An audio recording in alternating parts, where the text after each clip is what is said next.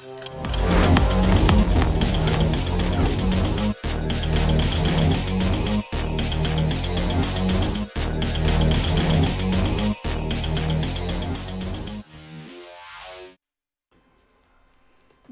சிந்தனை களம் நிகழ்ச்சிக்கு உங்களை அன்புடன் வரவேற்கிறோம். தேர்தல் பிரச்சாரத்தின் போது தமிழ்நாட்டில் சட்டம் ஒழுங்கு சரியில்லை, பெண்களுக்கு பாதுகாப்பு இல்லை என்ற பொய்களை நடிகர் விஜய் பேசத் தொடங்கியது இருந்து நேற்றைக்கு கரூரில் முதல்வர் விஜய் பேசியது வரை அனைத்தும் பொய்களாகவே இருக்கின்றன என்பது இன்றைக்கு பார்க்க முடிகிறது. பொய்களை மட்டுமே வைத்து 5 ஆண்டு கால ஆட்சியையும் நடத்தி முடித்து விடலாம் என்ற கணக்கில் விஜய் இருக்கிறாரா என்ற கேள்வியும் எழுகிறது. முதலமைச்சரே ஒரு கோயபல்ஸாக இருந்து அவருடைய அமைச்சரவை சகாக்கள் உள்ளிட்ட மாண்புமிகு அமைச்சர்கள் ஆதவ் அர்ஜுனா, அமைச்சர் கீர்த்தனா, அதே போல் சிடி நிர்மல்குமார் உள்ளிட்டோர் அனைவரும் அவர்களுடைய கட்சியான தாவேகாவும் கூட பொய்களை மட்டுமே பரப்புகின்ற ஒரு விஷயத்தையும் நாம் பார்த்து கொண்டிருக்கிறோம். ஜெர்மனியின் சர்வாதிகாரி ஹிட்லருக்காவது ஒரே ஒரு கோயபல்ஸ் தான் இருந்தார். ஆனால் இங்கே தாவேகா ஒட்டுமொத்தமாக ஒரு கோயபல்ஸினுடைய உருவமாக இருக்கிறது தமிழ்நாட்டில் என்பது தமிழ்நாட்டிற்கு ஒரு மிகப்பெரிய ஒரு அவமானகரமான ஒரு விஷயமாகும்.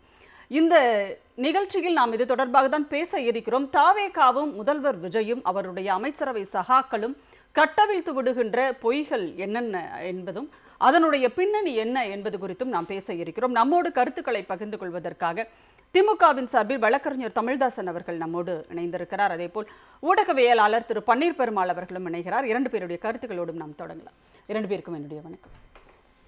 தமிழ்தாசன் சார், இப்போ பொய்களை சொல்வது அப்படிங்கிறது ஏதோ ஒருவர் சொன்னால் அது வேறு. ஆனால் ஒரு மாநிலத்தினுடைய முதலமைச்சரை, அதுவும் தமிழ்நாட்டினுடைய இந்தியாவிலேயே பெருமைமிகு மாநிலமாக இதுவரை அறியப்பட்டிருக்கின்ற தமிழ்நாட்டினுடைய முதலமைச்சரே ஒரு பொய்களை சொல்பவராக, ஒரு கோயபல்ஸாக இருக்கிறார் என்று சொல்ல வேண்டிய ஒரு இடத்திற்கு ஆளாக்கி இருக்கிறார் இல்லையா? இதை நீங்கள் எப்படி பார்க்குறீங்க இந்த விஷயத்தை?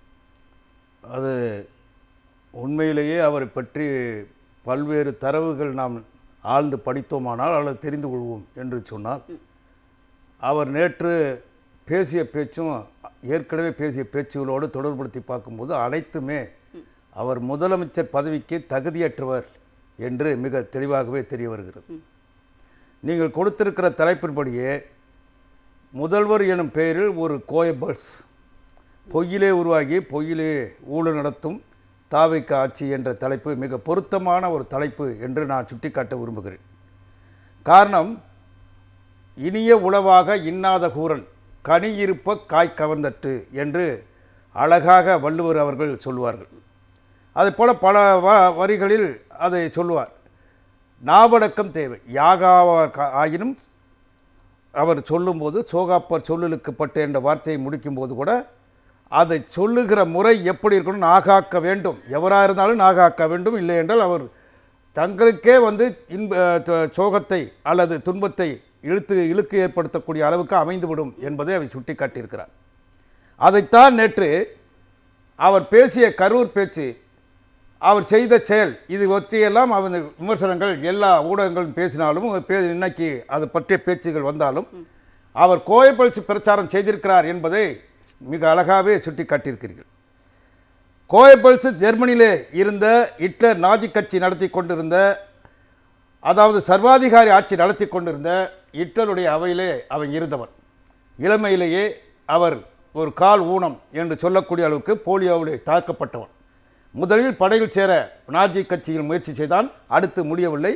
அடுத்த முறை அந்த படையிலே சேர்ந்தான். ஆனால் அவன் சேர்ந்தபோது மிகப்பெரிய சொற்பொழிவாளன் என்று ஹிட்லர் அப்பொழுது அறிந்து அவருக்கு மிகப்பெரிய மரியாதை கொடுத்தார். ஹிட்லருக்கு அடுத்து ஹிட்லர் ஆட்சியிலே நடைபெறுகிற தவறுகளை, இன்னும் சொல்லப்போனால் படுகொலைகளை, நாஜி கட்சி நடத்திய அராஜக செயல்களை, இன்னும் அதில் இருக்கக்கூடிய சர்வாதிகாரத்தை அனைத்துமே இவன் நியாயப்படுத்தி பேசி அவை அனைத்தும் அவன் உண்மையாக்கினான் என்று தான் சொல்வார்கள். மக்கள் மத்தியிலே எழுச்சிமிகு பேசக்கூடியவன். அப்படி பேசக்கூடியவன் சொற்பொழிவாளன் என்று போட்டப்பட்ட அந்த கோயபல்ஸ் அத்தனை பொய்களையும் அவன் சொல்லுவது, அதை இப்போ விளம்பரப்படுத்துவது, மக்கள் மத்தியில் பேசுவது என்பது அவன் சிறந்த பேச்சாளர் என்று பேசப்பட்டது. ஆனால் பொய்களை உண்மையாக்கி அவனே சொல்கிறான். எவ்வளவுக்கு தூரம் நீங்கள் பொய்களை பேசிக்கொண்டே இருக்கிறீர்களோ, அந்த பொய்களை பேச பேச நீங்கள் அது நியாயப்படுத்துகிறீர்களோ, பொய்களே பிறகு உண்மையாகிவிடும் மக்கள் மத்தியில் என்று அவன் சொல்லியிருக்கிறான். அதனால்தான் யூதர்கள் கொல்லப்பட்டார்கள். அதனால்தான் லட்சத்திற்கும் மேற்பட்ட யூதர்கள் கொல்வதற்கு இவருடைய பேச்சு ஒன்று. எத்தனையோ புத்தகங்கள், நூல்கள், அத்தனையும் ஏடுகள், ஊடகங்களில் வரக்கூடிய அனைத்தும் அழிக்கப்பட்டது என்று சொன்னால் இவனால் தான். அந்த கோயபல்ஸை அருமையாக சுட்டிக்காட்டி ஒரு முதலமைச்சருக்கு இன்றைக்கு சொல்லியிருக்கிறீர்கள். காரணம், நேற்று பேசிய பேச்சு என்ன? அவன் பேசிய பேச்சு மிக இதெல்லாம் தகுதி வாய்ந்ததா? மிக தெளிவாகவே இன்றைக்கே அந்த ஆசிரியர் வீரமணி விடுதலையிலே அவர் சுட்டிக்காட்டியிருக்கிறார். ஒரு 5 நிமிடம் பேசிய உடனே கொளத்தூரில் கொத்து புரட்டா போட்டு விட்டார்கள் என்று சொல்லுகிற பேச்சு சரியானதா? அது பேசக்கூடிய ஒரு முதலமைச்சரா? அதாவது அரசியல் பேசுவதற்கு எவ்வளவோ இருக்கிறது. என் ஆட்சியில் இன்னென்ன நடக்கிறது, இன்னென்ன நான் வந்து மக்களுக்கு செய்கிறேன், கடந்த ஆட்சியில் இன்னென்ன மாதிரி நடந்தது என்று சுட்டிக்காட்டி கம்பாரிசன் என்று சொல்லக்கூடிய, அதனை நிறுத்தி எடை போட்டு சொல்லக்கூடிய ஒரு முதலமைச்சர் இருக்கலாம். காமராஜர் தேர்தலில் தோற்று போனது இல்லையா? இந்திரா காந்தி அம்மையார் அவர் தோற்று போனது இல்லையா? அதை போல ஜெயலலிதாவை தோற்று போகலையா? இன்னும் சொல்ல போனால் பேரறிஞர் அண்ணா தோற்று போனது இல்லையா? அவர்களே வெற்றி கண்ட வரலாறுலாம் இல்லையா? அரசியலில் வெற்றியும் தோல்வியும் சகஜம், அது வந்து இயல்பானது. அரசியல் என்பது அதுதான். மக்கள் இன்றைக்கு அவருக்கு தவறான புரிதலாக இருக்கும், அதனால உங்களை கொண்டு வந்துட்டாங்க. ஆனால் இதை சொல்லுவதற்கு நீங்கள் யார்? இப்படி பேசுவதற்கு உங்களுக்கு அந்த அதிகாரம் யார்? மக்கள் தந்ததானே. மக்கள் தந்திருக்கிறார்கள் என்று நாற்காலி தந்திருக்கிறார் என்றால் நாற்காலியை வேறு விதமாக பயன்படுத்தக்கூடாது. ஆனால் அந்த நாற்காலியை மக்களுக்கான நாற்காலியாக பயன்படுத்தி எங்களை ஏற்கனவே தளபதி அவர்கள் மிக தெளிவாக செய்திருக்கிறார், நல்லது செய்திருக்கிறார், பொற்களாட்சியை கொண்டு வந்திருக்கிறார். அண்ணாவை போல, கலைஞரை போல நீதி கட்சியினுடைய தத்துவங்களை எல்லாம் செயல்வடிவமாக்கி காட்டியிருக்கிறார். அந்த தத்துவத்தை காட்ட நாங்கள் இப்படி செய்கிறோம், இன்னென்ன மாதிரி செய்கிறோம் என்று நாங்கள் செய்கிறோம் சொல்லியிருந்தால் அது மக்களுக்கு அங்க போய், அதுவும் அங்க வந்து 41 பேர் இவரால் கொலை உண்டவர்கள், சாவுக்கு இறைபலியானவர்கள், இவர்களுக்கு மத்தியில் அந்த குடும்பத்தை அழைத்து வைத்து அவருக்கு வந்து அதை செய்கிறோம் என்றால் அரசனுடைய உதவியை அல்லது அரசாங்கத்தினுடைய பதவியை நாங்கள் வேலை கொடுக்கிறோம் என்று சொன்னால் அது யாருடைய அப்பன் விட்டு போறோம்.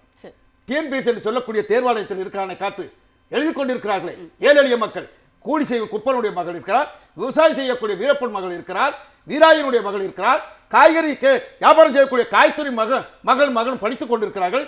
எதற்காக அந்த தேர்வாணைய குழுவை கழித்து விடலாமா வேண்டாமா? எதற்காக அந்த அமைப்பு? ஆக இப்படி வந்து நாங்கள் செய்கிறோம் வைக்கிறோம் என்று சொல்லி மக்களை ஏமாற்றுவதற்கு 290 நாட்கள் அந்த பக்கம் போகாமே ஒரு முதலமைச்சராக இருந்து கொண்டு சாவு கண்டவுடன் ஓடி ஒளிந்தவர் இரவோடு இரவாக பனையூரிலே வந்து பதுங்கிக் கொண்ட ஒரு அட்டை புலி இன்றைக்கு வந்து சேட்டை செய்கிறது. இந்த சேட்டை செய்கிற இந்த புலிவேட்டை புலியெல்லாம் உண்மையான நாடகம் ஆகாது. ஆகவே நாடகம் ஆடுகிற இந்த நடிகருக்கு மிகச்சிறந்த பதில் மக்களை கொடுப்பார்கள் என்பதை நான் சுட்டிக்காட்ட விரும்புகிறேன். பிறகு களத்திலே நான் சந்திக்கிறேன். கண்டிப்பா பன்னீர் பெருமாள் சார், உங்களுடைய பார்வை. இதுவரைக்கும் நாம வந்து பார்த்ததில் ஒரு முதலமைச்சருக்கே வந்து இப்படி ஒரு அடைமொழியை கொடுத்து அல்லது ஒரு பொய்களை மட்டுமே பேசிக்கொண்டிருந்த ஒருவருடைய பெயரால், கோயபல்ஸ் என்ற பெயரால் இன்றைக்கு ஊடகங்கள், சமூக வலைத்தளங்கள் அனைத்திலும் விமர்சிக்கப்படுகின்ற ஒரு நிலை ஏற்பட்டிருக்கிறது தமிழ்நாட்டிற்கு. அப்படிங்கிறது நீங்க எப்படி பார்க்குறீங்க? இல்லை, அவர் வந்து முதலமைச்சர் பொறுப்புக்கு ஏற்ற மாதிரி அவர் நடந்துக்கல. இப்போ தேர்தல் பிரச்சாரத்தின் போது அவர் என்ன பேசிக்கிட்டு இருந்தாரோ அதை தான் அவர் இப்போவும் பேசுகிறாரு. இப்போ நேற்று பேசுனதே எடுத்து பார்த்தீங்கன்னா அவர் பல விஷயங்களில் முன்னுக்கு பின்னு முரணாகவே பேசியிருப்பார். அந்த நேற்று பேசின விஷயங்களே எடுத்து பார்த்தீங்கன்னா நான் பல தடைகளை தாண்டி இங்கே வந்தேன் அப்படிங்கிறாரு. அவரை யார் தடுத்தா? அவர் முதலமைச்சராக 60 நாள் ஆகுது. திருச்சி கிழக்குக்கு இடைத்தேர்தல் வரும் அப்படின்னு தெரிஞ்சோன்னா அங்கே பிரச்சாரத்துக்கு போனார். அங்கேருந்து அரை மணி நேரம் கரூர். அன்னைக்கு கூட கரூர் போனோம்னா அவருக்கு தோணலை. அவருக்கு இடைத்தேர்தல் வரும்போது தான் கரூர் ஞாபகம் வருது. அப்படி வரிசையாக எடுத்து மொத்தமாக டீ கோட் பண்ணி பார்த்தாலே அவர் பேசக்கூடிய ஒவ்வொரு விஷயமே ஒரு 3 நிமிஷத்துக்கு தான் பேசுவார். அடுத்து வேறு விஷயத்துக்கு போயிடுவார். ஏன் அப்படின்னா அதை கட் பண்ணி அவங்க ரீல்ஸ் ஆக்கணும். இப்போ நேற்று வந்து பெரம்பலூரில் என்ன தடுத்த மாதிரி இதையும் முன்னாடியே சொல்லியிருக்கலாமே அப்படிங்கிறார். தேர்தல் பிரச்சாரத்தப்போ இவங்க என்ன பண்ணாங்க? போட்ட ஒவ்வொரு விதியையும் வந்து மீறினாங்க.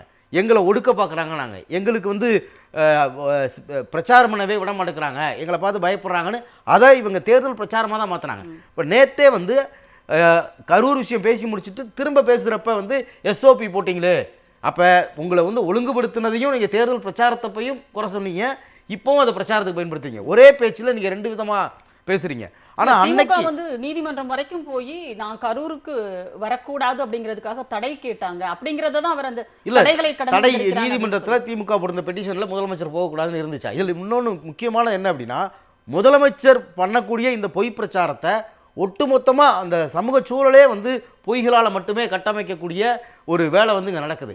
வரக்கூடிய பல ஊடகங்களில் தாவேக்கா தரப்புலேருந்து அதிகாரப்பூர்வமாகவே செய்திகள் வரலனாலும் தகவல்களாகவே நிறைய விஷயங்களை பொதுமக்கள்கிட்ட பரப்புகிறாங்க. அப்போ பொதுமக்கள்கிட்ட ஒரு ஒப்பீனியனை கிரியேட் பண்ணிட்டு அந்த பொய்யை இவர் சொல்கிறாரு. அப்போ இது வந்து ஒரு திட்டமிடப்பட்ட பொய் பிரச்சாரமாக தான் இது இருக்குது.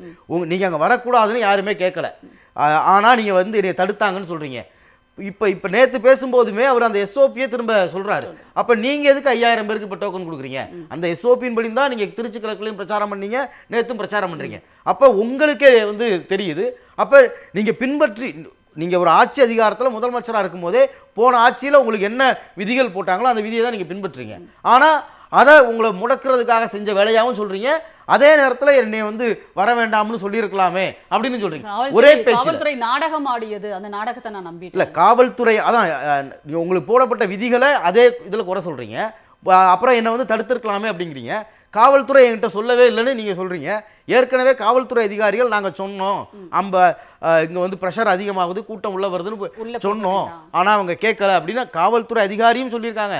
அங்கே இருந்த பத்திரிகையாளர்கள், குறிப்பாக திமுகவை எதிர்த்து பேசக்கூடிய பத்திரிகையாளர்களை சபீர்லாம் வந்து ஒரு டிஎஸ்பி சொன்னால் அவங்க எப்படி கேட்பாங்க அப்படின்லாம் ஒரு அந்த சம்பவம் நடந்தப்ப பேசினார். அப்போ அவங்க நேரடியாக அவங்கள ஆதரித்து பேசுகிறவங்க கூட இதை விட பெரிய அதிகாரிகளை அவர்கிட்ட சொல்லியிருக்கணும்னு தான் சொல்கிறாங்களே தவிர சொல்லலை அப்படிங்கிறத சொல்லலை. சொன்னாங்கங்கிறத பல தரப்பில் பதிவு பண்ணப்பட்டிருக்காங்க. ஆனால் அதையே திரும்பியும் நீங்கள் நாடகமாக மாற்றுறீங்க. ரெண்டாவது, காவல்துறை அப்படின்னா நீங்கள் வந்து 60 நாள் ஆகுது. இந்த வழக்கில் எஃப்ஐஆர்லையோ இல்லை சிபிஐ வழக்குலையோ இல்லை விசாரணையிலையோ எந்த இடத்துல கண்காணிக்கக்கூடிய குழுவோ எந்த இடத்துல காவல்துறை அதிகாரிகளுடைய பெயர்கள் சேர்க்கப்பட்டிருக்கு? நீங்கள் வந்த பிறகு ஏதாவது சேர்த்தீங்களா? இல்லை இதில் காவல்துறையினர் சம்மந்தப்பட்டிருக்காங்கன்னு நீங்கள் ஏதாவது துறை ரீதியான ஆய்வுக்கு ஏதாவது முயற்சி பண்ணீங்களா? அப்போ முழுக்க சதி கோட்பாடு. ஒரு சதி கோட்பாடு ஆரம்பத்திலிருந்தே தேர்தல் பிரச்சாரத்துக்கு முன்னாடி இருந்தும் இப்போ வெற்றிக்கு பிறகுமே அந்த சதி கோட்பாட்டின் கீழே ஒரு பகுத்தறிவற்ற ஒரு தன்மையில் சமூகத்துக்குள்ள பொய்களை பரப்பி அதில் அரசியல் ஆதாயம் தர்ற வேலையை அவர் பார்க்கலாரு. கண்டிப்பாக அவர் முதலமைச்சர் தொடங்கி கட்சியினர் வரையும் அதை தான் செய்து கொண்டிருக்கிறார்கள் அப்படிங்கிறதா இன்னைக்கு ஒரு பெரிய பிரச்சனையாக இருக்குது. பேசுவோம் நாம. சுரேஷ்குமார் சார், உங்களுடைய முதல் கட்ட பார்வையை நீங்கள் பதிவு செய்யலாம். ஒரு அரசே, ஒரு ஆட்சியே இப்படி தான் இருக்கா அப்படிங்கிற மாதிரியான ஒரு ஆயாசமும் ஒரு கேள்வியும் மக்கள் கிட்ட எழுந்திருக்கு இல்லையா? வணக்கம். வணக்கம் சார். இந்த 60 நாள் டிவிகே ஆட்சி வந்து ஒரு பெரிய ஒரு எதுவுமே நடக்கல.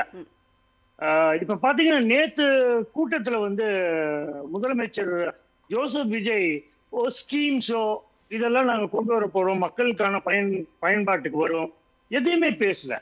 அவரு ஸ்ட்ரைட்டா அட்டாக் வந்து மிஸ்டர் எம்.கே. ஸ்டாலின், இபா வேலு, செந்தில் பாலாஜி வந்து அங்க centre of attraction and of Karur, அதனால அவர் பத்தி பேசினாரு. இது ஆக்சுவலா இது வந்து இந்த கரூர் ஸ்டாம்பேட் வந்து முழுக்க மேன்மேட் டிசாஸ்டர். அவங்க முதல்லயே போலீஸ் வந்து கூட்டம் அதிகமா இருக்கு, அதனால கொஞ்சம் முன்னாலேயே பேசுங்கன்றாங்க. இவங்க வந்து அதை கேட்கல, அதே இடத்துல தான் பேசணும்ன்றாங்க. அவருக்கு மிஸ்டர் ஜோசப் விஜய் வந்து கரூர் என்ட்ரு ஆனவே ஒரு பெரிய கூட்டம் இருந்தது. அந்த கூட்டம் வந்து அவர் கேரவனுக்கு பின்னால வந்தது. ரெண்டு சைடுமே இன்னொரு கூட்டம் வந்தது. முதலியே ஒரு காலையில இருந்து ஒரு கூட்டம் அங்க வந்து நின்றுட்டு இருக்காங்க. எல்லாம் மர்ஜ் ஆயிட்டாங்க.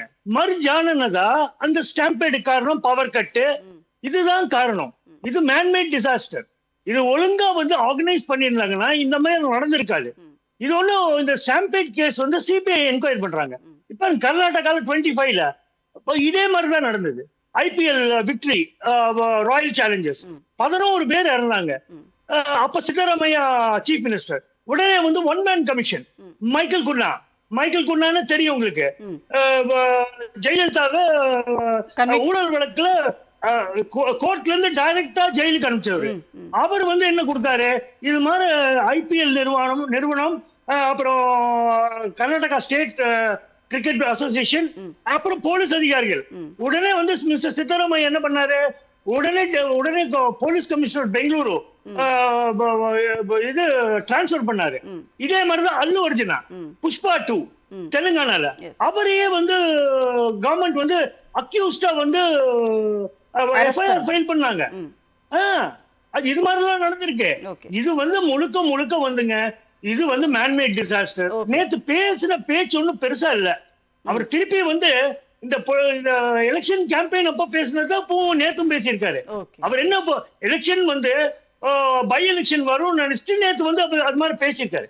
இன்னொன்னு இப்ப வந்து அவரு எங்க பேசுறாரு, மிஸ்டர் எம்ஆர் விஜயபாஸ்கர் ரிசைன் பண்ணிட்டு டிவிக்கு ஜாயின் பண்ணிட்டு அந்த இடத்துல கரூர்ல பேசுறாரு. இப்ப விஜயபாஸ்கர் என்ன, அவர் வந்து வாஷிங் மிஷின் முதல்லயே வாஷிங் மிஷின்ல வாஷிங் பவுடர் நிர்மா இருக்கு. இவர் உள்ள போறாரு, தூய சக்தியா வந்துடுறாரு. அப்புறம் என்ன தூய சக்தி தீய சக்தி, ஒரு இதே இல்ல, ஒரு கோரிலேஷனே இல்ல. தூய சக்தி தீய சக்தியே இல்லைங்க. சரிங்க சார், அவங்க எப்படி தூய சக்தின்னு சொல்லலாம்? கண்டிப்பா சார், நம்ம பேசலாம். சுரேஷ்குமார் சார் இணைப்பில் இருங்க, தொடர்ந்து நம்ம பேசலாம். நம்மோடு எஸ்டிபிஐ கட்சியினுடைய மாநில துணைத் தலைவர் திரு உமர் ஃபாரூக் அவர்கள் இணைந்திருக்கிறார். அவருடைய கருத்துக்களையும் கேட்கலாம். சார் வணக்கம். விஜய் அவர்களினுடைய பொய்கள் குறித்து தான் இன்னைக்கு நம்ம பேசிட்டு இருக்கோம். ஒரு முதலமைச்சரை கோயபல்ஸ் அப்படின்னு சொல்லுகின்ற அளவிற்கு அவருடைய பொய்கள் வந்து கட்டுக்கடங்காமல் போகிறது. தேர்தல் பிரச்சாரம் தொடங்கி நேற்றுக்கு கரூரில் அவர் பேசிய பேச்சு வரை முழுக்க பொய்களால் மட்டுமே அவருடைய உரை கட்டமைக்கப்பட்டிருக்கிறது அப்படிங்கிறத பார்க்குறோம். நீங்கள் எப்படி பார்க்குறீங்க? ஒரு முதலமைச்சரே இப்படி அப்படிங்கிற மாதிரியான ஒரு ஆயாசமும் ஒரு இதுவும் எழுது இல்லையா எல்லாருக்கும்?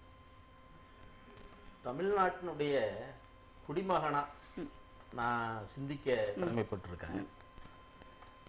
நாம் விரும்பினாலும் விரும்பாவிட்டாலும் அவர் தான் நமக்கு முதல்வர். கண்டிப்பாக. ஆனால் நம்முடைய முதல்வர்கிட்ட சில குவாலிட்டியை நம்ம எதிர்பார்ப்போம்.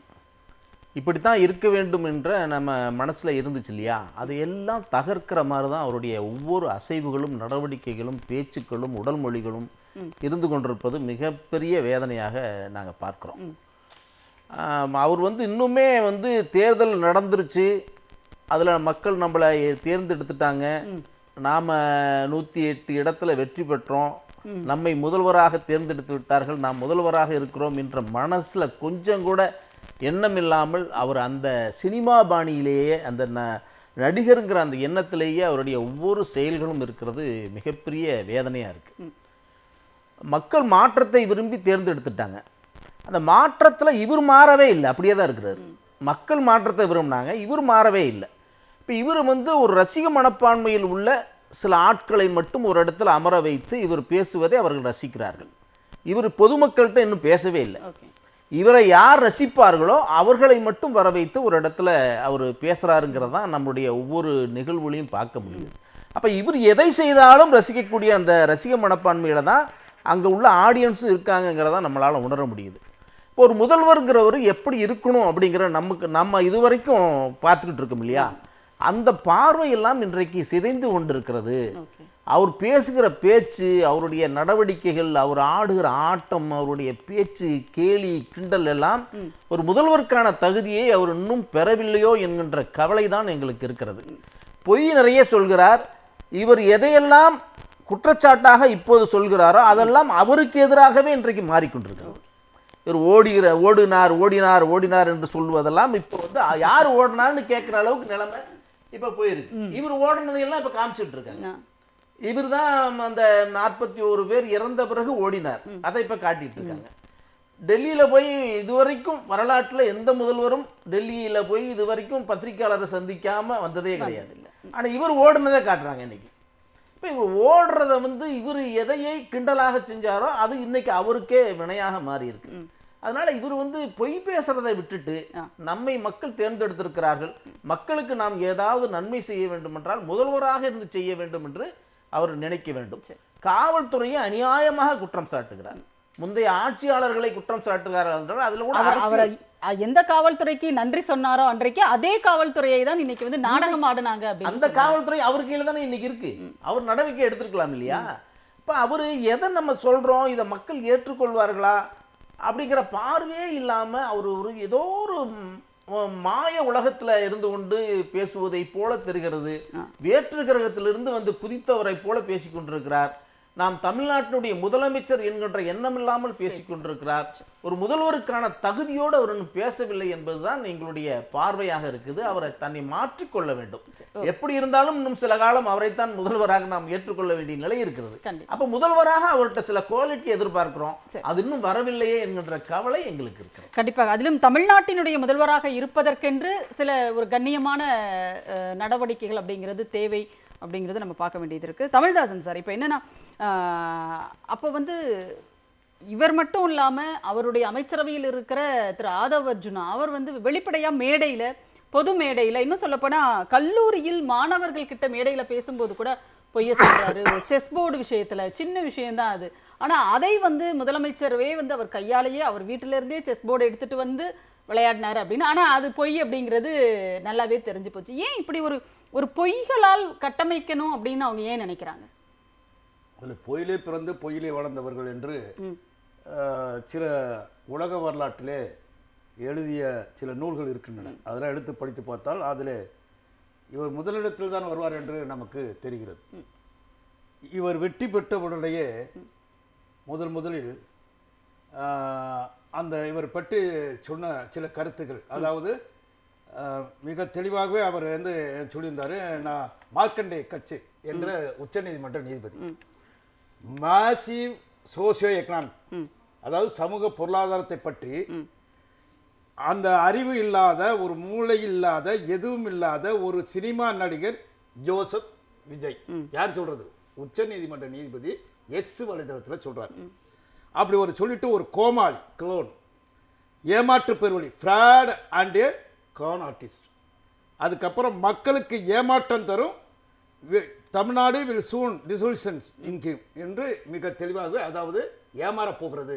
இது எதை போல என்றால், பெர்லின், அது ஜெர்மனியில் இருந்த ஒரு பைப்பர், குழல் ஊதி ஒருத்தர் குழந்தைகளை எலிகளை கூட்டிக் கொண்டு செல்வானே, அது சின்ன குழந்தைக்கெல்லாம் கதை வச்சிருப்பானே, அதை போல ஏமாறுவார்கள் இவர்கள் என்று மிக தெளிவாகவே மார்க்கண்டே கட்சி சொன்னார்.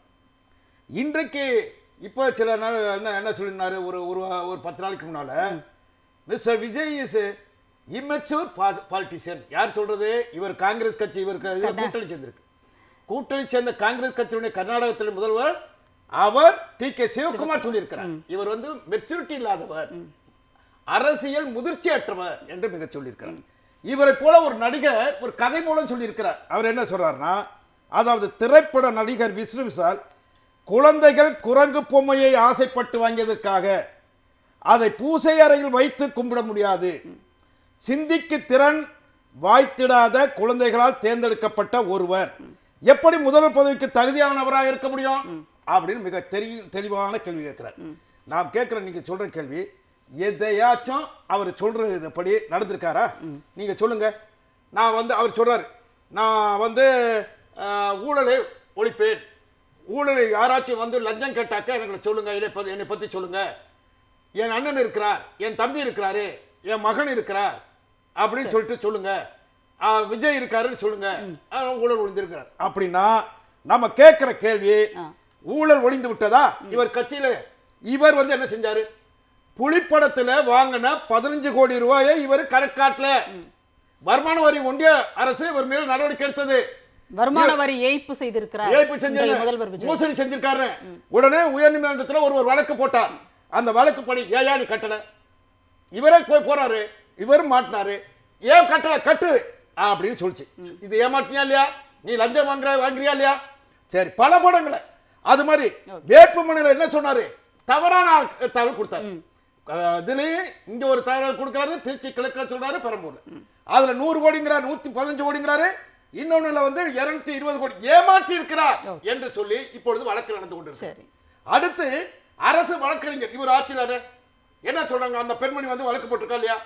தவைக்க பெண்மணி 30 கோடி முதல் அரசு வழக்கறிஞர்களை நியமிக்க 1 கோடி ரூபாய் லஞ்சம் வாங்கியிருக்கான்னு சொல்லிட்டு இவரை பற்றி பல தகவல் கொடுத்திருக்காங்க. ஏற்கனவே ராஜாராம் என்று நினைக்கிறேன் அந்த வழக்கறிஞரும் வெளிப்படையாகவே சொல்லியிருக்கிறார்.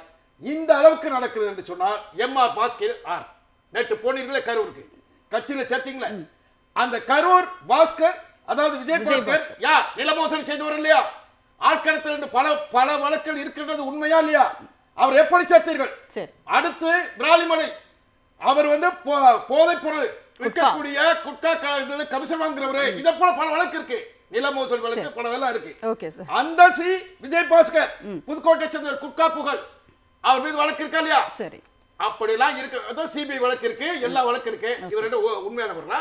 ஓகே. இப்படி உண்மையானவர்கள் நீங்க சேர்த்திருக்கீங்களா? சரி. அதுதான் கேட்கிறோம். சான்றிதழ் என்று இந்த இதை மட்டும் சொல்லிடுறேன். Okay sir. உன்னுடைய மந்திரி சபையில் இருக்கவங்க எல்லாம் கல்வி சரியா கொடுக்கல, வேட்பு மனுல வந்து நீ சொல்லல. அத போல இருக்கக்கூடிய நிர்மல்குமார் உட்பட ராஜ்மோகன் உட்பட 9 எம்எல்ஏக்கள் பற்றி தகவல் இருக்கு. கண்டிப்பா சார். அந்த நிர்மல்குமார் சட்டமைச்சர் ஆக்கப்பட்டிருக்கிறார். சரி. பெங்களூர்ல படித்ததா சொல்கிறார், சட்டம் படித்ததா சொல்கிறார். சட்டம் படித்ததா சொல்லும் அந்த நிர்மல்குமார் எல்எல்பி படித்ததா சொல்கிறார். அவர் வேட்புமனு சொல்கிறார் மை நீட்டா என்று விவேகானந்தர் சட்டக்கல்லூரியிலே பெங்களூரில் படித்ததா சொல்கிறார். அவர் படித்த போது எங்கிருந்தார்? வெளியூரில் என்ஜினியர் பொறியியல் தகவல் தொழில்நுட்பத்திலே பணி செய்தா இருக்கிறார். அங்க பணி செய்து விட்டு வெளிநாட்டில் இருந்து கொண்டு எப்படி படித்திருப்பாய்? அதற்கு அனுமதி கொடுத்திருக்கிறதா? அதை போல ஒன்றிய அரசு அனுமதி கொடுத்திருக்கிறதா? அதே போல யூசிங் ஃபோர்ஜரி டாக்குமெண்ட் கண்டி சொல்லிருக்குது. அப்படியே கண்டிப்பா கண்டிப்பா சார். நீங்களே சொல்லிருக்கீங்க பொய்கள்ல முதலிடம் சொல்லிட்டு பேசுறதுக்கு பெரிய பட்டியலே இருக்கு. போதர் செய்திருக்கிற அந்த நபர் மீது சட்டப்படி அவர் பதவிட்டு தூக்கி எறியப்பட வேண்டும், கண்டிப்பா வழக்கு போட வேண்டும், சிறைக்கு அனுப்ப வேண்டும் என்று இன்னைக்கு சொல்லுகிறார்களே. சரி. ஓகே. வழக்கறிஞர்கள் உட்பட எல்லாரும் அதுதான் கேட்கிறேன். பாஜகவில் இருந்து அதிமுகவில் இருந்து அப்புறம் பிறகு வந்து உங்க கட்சியில் சேர்ந்து அமைச்சராக்கப்பட்டவர்கள்லாம் இவர்கள்லாம் ஊழல் செய்யவில்லையா? இன்னும் கோடி கோடியாக சொல்ல முடியும் என்று தகவல் இருக்கிறது. கண்டிப்பா சார். இன்னும் பட்டியல் பெருசு தான், ஆனா நமக்கு இந்த நேரம் பத்தாதுன்னு நினைக்கிறேன். பன்னீர் பெருமாள் சார், இப்போ என்னன்னா சிடி நிர்மல்குமார் அமைச்சர் அவர்களை பற்றி சார் சொன்னாங்க. அவருடைய கல்வி தகுதியே வந்து போலியாக கொடுத்திருக்கிறார் அப்படிங்கிறது அது ஒரு பக்கம். இப்போ தாவேகாவினுடைய தலைவராக இன்றைய முதல்வர் விஜய் வந்து எங்களுடைய கொள்கை எதிரி பாஜக தான் அப்படின்னு சொல்லிட்டு டெக்ளேர் பண்ணார். ஆனால் இன்னொரு பக்கம் ஆர்எஸ்எஸ்ல இருந்த சிடி நிர்மல்குமார் அவர்களை வந்து தன்னுடைய பக்கத்துல வச்சிருக்கிறாரு, அமைச்சர் பொறுப்பு கொடுத்திருக்கிறாரு. அப்போ அவர் அதுல சொன்ன அந்த கொள்கை எதிரின்னு சொன்னதே பொய்யா? அதுல இருந்தே ஆரம்பிக்குதா? இல்ல, கொள்கை எதிரின்னு சொன்னாரு. கொள்கை எதிரியா அவங்க எப்படி வந்து எதிர்கொண்டாங்க? இப்ப இந்த ஆட்சிக்கு வந்த உடனே அவங்க முதல்ல பண்ணினது அந்த விபிஜி கிராம் அந்த திட்டத்துல சமரசம் பண்ணியிருக்காங்க. 5000 கோடி ரூபாய் தமிழ்நாட்டுக்கு இழப்பு. ஆனா அது குறித்து தமிழ்நாட்டில் எந்த விவாதமுமே நடக்க முடியாத அளவுக்கு இவங்க வேற விஷயங்களை பண்ணிக்கிட்டு இருக்காங்க. இன்னைக்கு வந்து குதிரை பேரத்தை இவ்வளவு வெளிப்படையா பிஜேபி எதிர்க்கிற ஒருத்தரால நடத்த முடியுமா? முதல்ல இந்தியாவில் வேற எந்த கட்சியாவது நடத்துறத பாஜக அலோவ் பண்ணிருமா? பாஜக தான் வச்சிருக்காங்க. அதோட இன்னொரு பிரான்ச்சா இவங்க இதை இவ்வளவு வெளிப்படையா பண்றாங்க. அப்படிங்கும் போது அது வந்து அவங்களுடைய ஆதரவோடு தான் நடக்குது அப்படிங்கிறதே நம்ம பார்த்துக்க முடியும். அடுத்து அவர் சட்டசபையிலேயே ஜல்ஜீவன் மிஷனுக்கு ஒப்பந்தம் போட்டது ஒரு சாதனையா சொன்னார். போன ஆட்சியிலேயே ஜல்ஜீவன் மிஷனுக்கு கிட்டத்தட்ட 3400 கோடி ரூபாய் அவங்க இன்னும் கொடுக்கல. இப்போ இவங்க புதுசாக போடக்கூடிய ஒப்பந்தம் அப்படிங்கிறத நீங்கள் பழைய நிதியை வாங்கிட்டீங்களா? ஆனால் சாதனையாக சொன்னீங்க. அப்போ இப்படி பல விஷயங்கள் அவன் வரிசையாக பட்டியல் போட்டு திருப்பரங்குன்றம் ஃபைல்ஸ் படத்தை தடை பண்ணுறாங்க. நீதிமன்றத்தில் பல தீர்ப்புகள் வந்து இவங்க ஒழுங்காக வாதாடாமல் சிறுபான்மையினர்களுக்கு எதிராக விடப்படுது. இப்படி ஒவ்வொரு இடமா பார்க்குறப்ப இப்போ யூஜிசியில் 5 பேரை கொண்டு வரணும்னு காங்கிரஸ் அமைச்சரே சொல்கிறாரு. அப்போ கொள்கை எதிரியை நீங்கள் கொள்கை எதிரியாக நடத்துறீங்களா? அவங்களோட நீங்கள் எங்கே முரண்பட்டீங்க? அவங்க செய்யக்கூடிய விஷயங்களை நீங்கள் எங்கே கேள்வி கேட்டீங்க? யூஜிசியில் ஏற்கனவே வந்து ஆளுநர் நியமித்த சிண்டிகேட் மெம்பரில் ஏபிவிபி பிரசிடென்டெல்லாம் அங்கே சிண்டிகேட் மெம்பராக போட்டு வச்சுருக்காங்க. அப்போ அந்த இடத்துல தான் ஆர் என் ரவிக்கும் போன ஆட்சிக்குமே மிக முக்கியமான முரண்பாடாகவே இருந்துச்சு. அப்போ இப்போ நீங்கள் ரொம்ப ஈஸியாக ஒரு யூஜிசி மெம்பரு, அதாவது அந்த துணைவேந்தரை தேர்ந்தெடுக்கக்கூடிய குழுவில் 5 பேரில் ஒரு யூஜிசி மெம்பர் ப்ளஸ் ஒரு சிண்டிகேட் மெம்பர்னு ஒன்று கொண்டு வர்றீங்க. இதை எப்படி நீங்கள் சமரசம் பண்ணீங்க? இது கொள்கை எதிரிக்கான கொள்கை எதிரினா கொள்கை ரீதியாக நீங்கள் எதிர்த்தீங்களா? இந்த கேள்விகள்லாம் அங்கே இருக்குல்ல. பாஜகவை அவங்க கொண்டு வரக்கூடிய திட்டங்களில் அவங்க கேட்கக்கூடிய எல்லா இடத்துலையும் விட்டு கொடுத்துட்டு ஆளுநர் வந்து தொடர்ச்சியாக இன்னைக்கு வந்து பேசியிருக்காரு. அப்போ தொடர்ச்சியாக ஆளுநர் வந்து பேசிக்கிட்டே இருக்கிறாரு. அரசு தரப்பு நிர்மல்குமார் கிட்ட மைக்கை நீட்டுவாங்க, அவர் பிரஸ்ஸுக்கிட்ட பதில் சொல்லும்போது சொல்லிட்டு போவார். அரசு தரப்புல இருந்து என்ன எதிர்ப்பு வந்து இந்த ஆளுநருடைய செயல்பாடுகளுக்கு வந்திருக்கு. அப்போ அதையும் நீங்கள் எல்லா இடத்துலையும் விட்டு கொடுத்துட்டீங்க. ரெண்டாவது நிர்மல்குமார் வந்து இங்கே வந்து சேர்ந்தாலும் அவர் இன்னும் அந்த பழைய பொய்களையாக பேசிக்கிட்டு இருக்க வேலையை தான் அவர் இன்னும் பார்த்துட்டு இருக்காரு. அது சட்டசபையிலேயே அப்படி தான் பண்ணார். நான் மின்சாரத்துறையில் ஊழல்னாரு, நான் வந்து வெள்ளை அறிக்கை வெளியிடுவேன்னாரு. வெள்ளை அறிக்கையில் என்ன இருந்துச்சு? வருவாய் இழப்பை கண்டிப்பா திமுக இன்னைக்கு அரசுக்கு கரூர் குறைச்சிட்டு இருந்துச்சு. விஷயங்கள் குறித்து பேசும்போது அவர் திடீர்னு வந்து 91ல ஒரு ராஜீவ் ராஜீவ் படுகொலைக்கு காந்தி பத்திலாம் போயிட்டாரு. பேசுறாரு. அப்ப அது ஒரு பொய்யான தகவல். திமுக கூட்டம் ஏன் ரத்து செய்யப்பட்டது, கலைஞர் கலந்து கொண்ட கூட்டம், அது ஆமா. இல்லவே இல்ல. அப்படி ஒரு அது அந்த மாதிரி இல்லை. இல்ல ஜெயலலிதா ஜெயலலிதா அவர்கள் தான் ரத்து பண்ணாங்கிறதா இது வரைக்கும் அதுதான் அது தவறான தகவல். அந்த இடத்துல வந்து சில பேர் பேசும்போது கூட ஒரு சில சார்ந்தவர்கள் சொல்றாங்க கூட்டம் நடைபெறுகிறது 1991 ஓகே. ஆட்சி திமுக ஆட்சி ஜனவரி மாதம் 30ஆம் தேதி கலைக்கப்படுது. கலைத்த பிறகு யாருடைய ஆட்சி? ஆளுநர் ஆட்சி. ஆளுநர் ஃபீஸ் பண்ணாரான்னு என்று நினைக்கிறேன். அவர் வந்து யாருடைய கட்டுப்பாட்டு இருக்கிறார்? ஒன்றியத்தினுடைய அரசுடைய ஜனாதிபதி கட்டுப்பாட்டு இருக்கிறார். ராஜீவ் படுகொலை எப்போது நடக்கிறது? அதே அவருடைய ஆட்சியின் கீழ் தான் இந்த 3 மாதத்தில் நடக்குது. அப்ப இடம் அவர் வருகிறார். ஒரிசாவிலே வந்து ஒரு கூட்டம் பேசிவிட்டு அவருக்கு நிகழ்ச்சி நடைமுறை இல்லை. ஆனா அதற்கு பிறகு இது இங்கே சிறுவர் முதல் கொடுக்குறாங்க. கலைஞர் இருந்தது வேறு இடத்தில். அவர் கலந்து கொள்வதற்கு அந்த கூட்டம் கொடுக்கப்பட்டிருக்கிறது. இவர் வருகிறார் பிரமுகர் முன்னாள் பிரதமர் என்று சொன்னவுடன் அவர் கலந்து கொள்ளட்டும் விட்டு விடுங்கள் என்று சொல்லிவிட்டார். ஒரே நேரத்தில் 2 பெரிய தலைவர்கள் அந்த இடத்துல இருக்கிறது எதிரெதிராக எல்லாரும் எல்லாமே அந்த இடத்துல இருந்தது. கருப்பா உட்பட உட்பட எல்லாம் தெரியும். ஆட்சி அவர்களுடைய கையில். சந்திரசேகர் அன்றைக்கு பிரதமர். சரிங்க சார், அவருடைய எப்படி திமுக வந்து தலையிட்டு இருக்க முடியும்? கண்டிப்பா பொய்யான தகவல். அது ஒரு அமைச்சரே ராஜீவ் கொலை குறித்து அந்த விஷயங்கள் குறித்து தமிழ்நாட்டுல எல்லா ஆங்கிள்லயும் எல்லாரும் பேசி முடிச்சாச்சு. இவர் புதுசா திரும்பியும் அதை பேசுறாரு. கிட்டத்தட்ட இவங்க வந்து இந்த ஆட்சி ஆரம்பிச்ச நாள்ல இருந்தே பொய்கள் பரப்புறதுல குறிப்பா வந்து பொய்யை வந்து சிஸ்டமேட்டிக்கா கட்டமைக்கிறதுல ஒரு வேலையில் ஈடுபடுறாங்க. அந்த திமுகவை சுத்தியே ஃப்ரேம் பண்ணி இந்த பொய்களை வந்து அவங்க சொல்லிட்டே இருக்காங்க. ஆதவ அர்ஜுனா திடீர்னு சட்டமன்றத்தில் நடக்கவே இல்லைன்னு சொல்லிட்டு அன்றைக்கு சட்டமன்றத்தில் அம்மையார் ஜெயலலிதாவுக்கு பக்கத்துல இருந்த திருநாவுக்கரசரே சொல்றாரு. இதுக்கு முன்னாடியே சொல்லி இருக்காரு. சட்டமன்ற குறிப்பிட்டல இருக்கு. ஆனா மறுபடியும் ஒரு செய்தியாளர்களை வந்து பாசிங்ல சொல்லிட்டு போறாரு. இல்ல இவங்க மேடையில பேசுனதே மாத்தி பேசுறாங்க. ஒரே மேடையிலேயே மாத்தி பேசுற அளவுக்கு தான் முதலமைச்சரே அவங்களுடைய ஆடியன்ஸை பொறுத்த வரைக்கும் நம்ம என்ன பொய் சொன்னாலும் இவங்க அதை பரப்புறதுக்கு ரெடியா இருக்கிறாங்கிற அந்த மனநிலைக்குள்ள இருந்து அவங்க பேசுறாங்க. அதுல ஆதவ அர்ஜுனா, இப்ப ராஜ்மோகன், இவங்க அமைச்சர் நிர்மல்குமார், கீர்த்தனா கூட அவங்க ஏதாவது பண்ணியிருக்காங்களே தவிர இந்த அளவுக்கு இன்னும் பேச ஆரம்பிக்கல. என் ட்விட்டரில் போட்டிருக்கேன் அப்படின்னு வேற ஏதாவது உளறிட்டு போயிடுவாங்க. இவங்க 3 பேர் அப்படிங்கிறது வந்து திட்டமிட்டு ஒரு சிஸ்டமேட்டிக்கான விஷயங்களை பொய்யாவே கட்டமைக்கிறத பண்ணிக்கிட்டே இருக்கிறாங்க. ஆனால் பேசுவாங்க, அது செயலில் இருக்காது. இவங்களுக்கு சப்போர்ட்டிவாகவே ஒரு ஊடக தளங்கள்லையும் அதுக்கான நரேட்டிவை செட் பண்ணுறாங்க. இப்போ நேற்றே வந்து ஒருத்தர் பதிவு பண்ணுறாரு, இதுதான் வரணும் அப்படிங்கிறத எங்கள்கிட்ட வந்து கேட்டாங்க அப்படின்னு ஊடகவியலாளர்கள்ட்ட பேசினதை சோஷியல் மீடியாவிலே பதிவு பண்ணுறாங்க. அப்போ இந்த அளவுக்கு இவங்க வந்து எல்லாத்துமே மேனிப்புலேஷன் பண்ணக்கூடிய இடத்துக்குள்ளே இருந்து தான் இந்த பொய்கள் கட்டமைக்கப்படுது. நிர்மல்குமாரை பொறுத்த வரைக்கும் அவர் இந்த ஆட்சியில் உடனடியாக பொய்களை முதல்ல பேசக்கூடியதில் ஆதவ அர்ஜுனாவா நிர்மல்குமாரா அப்படிங்கிறது தான் போட்டியே. அதுல தான் அவர் வந்து வரலாறுல இருந்தெல்லாம் பொய்களை இப்ப எடுத்து பேச ஆரம்பிச்சாரு. முதலமைச்சருக்கும் பிரதமருக்கும் ஒரு போட்டி நடக்கிற மாதிரி இங்க இந்த 2 அமைச்சர்களுக்கு நடுவுல ஒரு போட்டின்றீங்க. ஆமா, கண்டிப்பா பேசுவோம். சுரேஷ்குமார் சார், இப்போ இன்னொரு விஷயத்தையும் அவங்க வந்து சொல்லிட்டே இருக்காங்க தாவைக்காவினர். அதுவும் குறிப்பாக ஆதவ அர்ஜுனா வந்து எல்லா இடங்களிலும் அவர் வந்து பெருமையோடு சொல்றாரு, நாங்க சாதியை ஒழிச்சிட்டோம் அப்படின்னு அவர் சொல்றாரு. இப்ப தாவேக்கா ஆட்சி பொறுப்பேற்ற இந்த 50 நாட்களில் தமிழ்நாட்டில் சாதி ஒழிந்து விட்டதா? முதல்வர் விஜய் வந்து சாதி ஒழிப்பை வந்து சாதித்து விட்டாரா? அது மாதிரி தெரியலீங்களே. வந்ததுல இருந்து ஆணவ கொலை, நிறைய ஆணவ கொலை நடந்திருக்கு. அப்புறம் எப்படி ஜாதி ஒழிச்சிருக்கோம்னு சொல்லலாம்? இல்லைங்க, டிவிகே கவர்மெண்ட் நான் வந்து டே 1ல இருந்து சொல்றேன், இது மைனாரிட்டி கவர்மெண்ட், இது ஸ்டேபிள் கவர்மெண்ட் இல்ல. டிவிக்கு அதனாலதான் 130 அவங்க ரேஞ்ச், 234 130. அந்த 130 எம்எல்ஏஸ் வந்து அவங்களுக்கு வேணும். அதனாலதான் பலவீனமா இருக்கிற அதிமுகவை உடைக்கிறாங்க.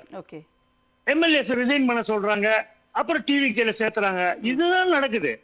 அவங்க வந்து இப்ப வந்து அவங்க வந்து சிபிஐ, சிபிஎம், விசிகே இவங்களுக்கு எல்லாமே வந்து ஒரு அண்டர்ஸ்டாண்டிங் இல்லைங்க கவர்மெண்ட் மேல.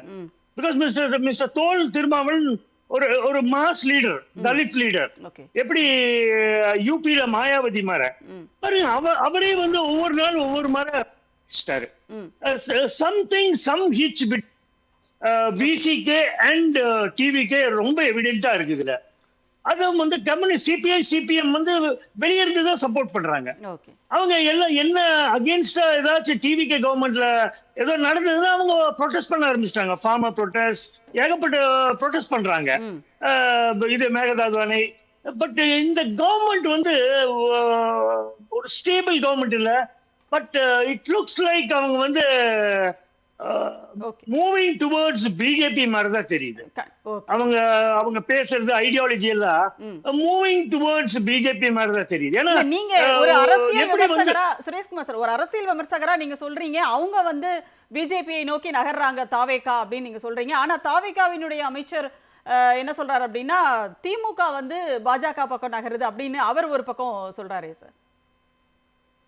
இல்லைங்க, இப்போ எல்லா ஸ்கீம்ஸ் இந்த வைஸ் சான்சலர் ப்ராப்ளம் இவங்க வந்து டிவிக்கு ஒன்றும் இல்ல.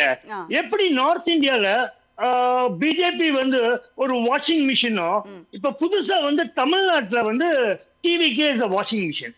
ரெண்டு பேருக்கும் ஒரு வித்தியாசம் இல்ல. Okay sir.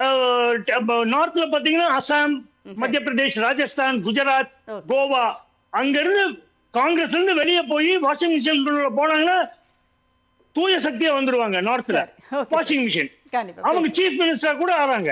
சரி. சோ ஒண்ணு இல்ல, நார்த் இந்தியால பிஜேபி வாஷிங் மிஷின், தமிழ்நாட்டுல டிவிக்கே washing machine. That's all. Okay sir. Okay sir. Thank you.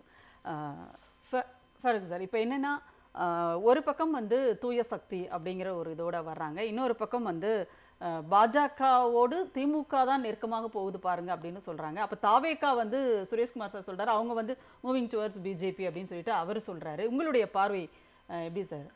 Bharatiya Janata வந்து தேர்தலுக்கு முன்பு எதை மனதில் வைத்து திட்டமிட்டார்களோ அது நடந்திருக்கு. ஒன்று, திமுக ஆட்சியிலிருந்து அகற்றப்பட வேண்டும். ரெண்டாவது, அனைத்து இந்திய அண்ணா திராவிட முன்னேற்ற கழகத்தை முழுசாக காலி பண்ணணும். இந்த ரெண்டு தான் பாரதிய ஜனதாவுடைய திட்டம். அந்த திட்டத்தை விஜயின் மூலமாக நிறைவேற்றியிருக்கிறார். இப்போ எப்படின்னா, இப்போ பாரதிய ஜனதா நேரடியாக இங்கே தமிழ்நாட்டில் களமாடியோ அவங்க வெற்றி பெற்றோ வந்துவிட முடியாது. அதற்கான சூழல் இங்கே தமிழ்நாட்டில் இல்லை. அப்போ ஒரு புது முகத்தை கொண்டு வந்து அங்கே நிறுத்தி அதன் மூலமாக இங்கே திமுகவை ஆட்சியிலிருந்து அகற்றுவது. ஏன்னா திமுக தான் இந்தியாவிலேயே மிகப்பெரிய அளவில் பாரதிய ஜனதா எதிர்ப்பு, ஆர்எஸ்எஸ் எதிர்ப்பு, சனாதன எதிர்ப்புன்னு விட்டு அவர்கள் தான் களத்தில் நிற்கிறாங்க. இவங்களை எப்படியாவது நம்ம மட்டுப்படுத்தணும்னா அந்த இடத்துக்கு ஒருத்தரை கொண்டு வரணும். அதற்கு அதிமுக தயாராக இல்லை, சரியாகவும் இல்லை. அவர்கள் வந்து அவர்களை நாம் ஒழித்து கட்டிட்டு அந்த இடத்துக்கு வரணுங்கிறதா பாரதிய ஜனதாவுடைய திட்டம். பாரதிய ஜனதாவுடைய திட்டத்தை விஜயை வைத்து அரங்கேற்றிருக்கிறார்கள் என்பது தான் இப்போ நம்ம கண்கூட பார்க்க முடியுது. சில தலைவர்கள் கொள்கை தலைவர்களாக சிலரை காட்டலாம். இவர்களெல்லாம் சொல்லிவிட்டு எப்படி பாரதிய ஜனதாவுக்கு ஆதரவாக இருக்க முடியும்? அதெல்லாம் வந்து ஒரு திட்டமிட்ட செயல்பாடு தான். இப்போ அம்பேத்கரை ஏற்றுக்கொண்ட ஆர்எஸ்எஸ் அம்பேத்கரை ஏற்றுக்கொள்ளும், பெரியாரத்தை ஏற்றுக்காது, அம்பேத்கரை ஏற்றுக்கொள்ளும். ஏன் ஏற்றுக்கொள்ளும்னா அம்பேத்கரை விட்டுவிட்டால் வடபுலத்தில் அவங்க ஒன்றுமே பண்ண முடியாது. அப்போ அது மாதிரி சில டெக்னிக்கல் அவர் வச்சு செயல்பட்டுக்கிட்டு இருக்காங்க. அந்த டெக்னிக்கில் ஒன்று தான் இப்போ தமிழ்நாட்டில் அரங்கேறிக்குமோ என்கின்ற சந்தேகம் கூட நமக்கு வருது. சில நடைமுறை சிக்கல்கள் நிறைய இருக்குது. அவர்கள் பேசுகிற பேச்சுக்கள், அவர்கள் நடவடிக்கைகள் எல்லாமே பார்த்திங்கன்னா ஆளுநருடைய அந்த நடவடிக்கைக்கு இதுவரைக்கும் அரசாங்கத்திலிருந்து ஒரு திட்டமிட்ட எதிர்ப்பு வரவே இல்லை. அங்கங்கே போகிற போக்கில் செய்தியாளர்களை சந்திக்கிறார், அதுவும் ஒருத்தர் தான் சந்திக்கிறாரு, ஒருத்தர் தான் சொல்கிறாரு. ஆளுநர் பத்தி சிடி நிர்மல்குமார் மட்டும் அவர் தான் பேசுறாரு. அவரை குத்தை கூப்பிட்ட மாதிரி அவர் பேசிட்டு இருக்காரு. இப்ப அது மாதிரி ஆளுநருடைய நடவடிக்கை அது பாட்டுக்கு நடந்துட்டு இருக்கு. அதுக்கு எந்த எதிர்ப்புமே எதிர்வினையுமே இப்ப திமுக ஆட்சியில் இருந்த போது முதல்வரே பேசுவார். கண்டிப்பா முதல்வரே அதுக்கு எதிர்வினை ஆற்றுவார், நேரடியாக எதிர்வினை ஆற்றுவார். அதையெல்லாம் விட்டுட்டு என்னை பேசவில்லை என்று சொன்னார்கள், பேசினால் எழுந்து போகிறார்கள்னா பேசுறதுன்னா இப்படி பேசுறதல்ல, சினிமாத்தனமா பேசுறதல்ல. நம்ம எழுதி வைத்து கொண்டு சினிமாவில் பேசுகிற வசனங்கள் மாதிரி பேசுகிற பேச்சு, அந்த பேச்சை யாருமே சொல்லலை. சட்டமன்றத்தில் உறுப்பினர்கள் கேட்கிற கேள்விக்கு உடனே முதல்வர் மு.க. ஸ்டாலின் அவர்கள் எழுந்து உடனே பதில் சொல்வார்கள். ஜெயலலிதா அம்மா இருக்கும்போது சொன்னாங்க. ஏன் எடப்பாடி பழனிசாமி அவர்கள் கூட உடனுக்குடன் அதற்கு எதிர்வினை ஆற்றுவார்கள். அதெல்லாம் ஒன்றுமே செய்ய மாட்டேன், நான் ஜம்முன்னு உட்காந்துருப்பேன்னு உட்காந்துட்டு கடைசியாக ஒரு நாள் வந்து எல்லாரையும் வெளியே போகிற மாதிரி ஒரு சூழ்நிலை உருவாக்கி அதன் பிறகு எதையானாலும் சட்டமன்றத்தில் எதெல்லாம் பேசக்கூடாதோ, எந்த மாதிரிலாம் செய்கையெல்லாம் காட்டக்கூடாதோ அதையெல்லாம் செஞ்சுட்டு தன்னை ஒரு முதல்வராக இன்னுமே அவர் சரியாக உணரலை அப்படிங்கிறது தான் ஒரு முக்கியமான ஒரு அம்சமாக இருக்குது. அது மாதிரி அவருடைய அமைச்சரவையில் இருக்கக்கூடிய யார் வாயை திறந்தாலும் ஏதாவது சிக்கல் வருது. யார் வாயை திறந்தாலும் பிரச்சனைகளாக உருவாகக்கூடிய ஒரு சூழல் தான் இருக்குது. தகுதியாக தன்னை தரவமைத்துக் கொள்வதற்கு அவர்கள் தயாராக இல்லை. சரி. அவர்கள் பேசுவதை ஏற்றுக்கொள்வதற்காக ஒரு கூட்டம் இருக்கிறது. அந்த கூட்டத்திற்காக அவர்கள் இருக்கிறார்கள் என்பது போல தான் எனக்கு தோணுது. கண்டிப்பாக சார். நான் சார் நேரம் இல்லை, மன்னிக்கணும். அந்த ஐயா நல்லா கருத்தை சொன்னார். அதாவது நண்பர் ரொம்ப சுரேஷ்குமார் ரொம்ப சுருக்கமா. அரசியல் விமர்சகர் சுரேஷ்குமாராக இருந்தாலும், பன்னீர் பெருமாள் ஊடகவியலாக இருந்தாலும், நமது மாநில தலைவர் எஸ்டி ஒவ்வொரு பார்க்க இருந்தாலும் சொன்ன கருத்தை ஏற்றுக்கிறேன். அவர் ஒரு கருத்தை மட்டும் பதிவு செஞ்சார். அது மட்டும் இது, சுருக்கம். பெரியாரை ஏற்றுக்கொள்வார்கள், RSS இருந்தாலும் இவராக இருந்தாலும் அம்பேத்கரை ஏற்றுக்கொள்வார்கள், ஏற்றுக்கொள்வார்கள், பெரியார் ஏற்றுக்கொள்ள மாட்டார்கள் என்று அவர் சொல்கிறார். அந்த RSSனுடைய வடிவமாக மேலே இருக்கக்கூடிய அது வேரிலிருந்து கிடைத்திருந்தது தான் பாஜக. ஓகே. அந்த அம்பேத்கருடைய பிறந்தநாள், அதாவது அந்த நாளில் தான் பாபர் மசூதி இடிக்கப்பட்டது. அம்பேத்கர் தந்த அந்த அரசியலமைப்பு சட்டத்தை தான் முகப்புறையே கூடாதுன்னு சொல்லிட்டு போராடி கொண்டு எடுக்கிறார். அம்பேத்கர் தந்த சிவில் சட்டத்தை தான் அந்த இந்த எல்லாம் சொல்றதுதான் காஷ்மீருடைய 370 அகற்றினார்கள். ஆகவேதான் ராமர் கோயில் பிரச்சனை இருந்தாலும் எந்த மதவாத சக்திகள் எல்லாம் ஒன்று கூடி என்றைக்குமே அது அம்பேத்கருக்கும் ஒரு எதிரான இயக்கம் என்பதை மறந்துவிடக்கூடாது. கண்டிப்பா கண்டிப்பா சார். நேரம் இல்லை, அதனால கொஞ்சம் சீக்கிரமா முடிக்க வேண்டியது இருக்கு. நன்றி, உங்களுடைய கருத்துக்களை எங்களோடு பகிர்ந்து. சிந்தனை களம் நிகழ்ச்சி இத்துடன் நிறைவடைகிறது. மீண்டும் ஒரு நிகழ்ச்சியில் சந்திப்போம். அதுவரை நன்றி, வணக்கம்.